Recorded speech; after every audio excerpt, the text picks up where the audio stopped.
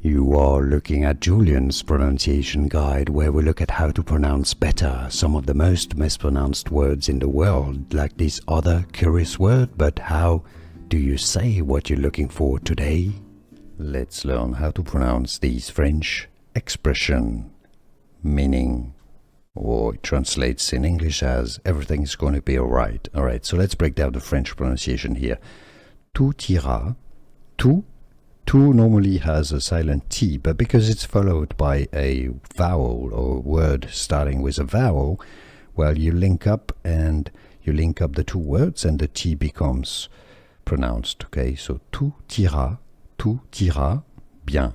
Tout meaning everything, ira meaning will be, future, bien is good. Everything's gonna be alright. Tout ira bien. Tout ira bien. Tout ira bien. Everything will be fine. Here are more videos on how to pronounce more confusing words and names too many mispronounced. Like this video if you found it useful. I appreciate your support. I'll see you soon and thanks for watching.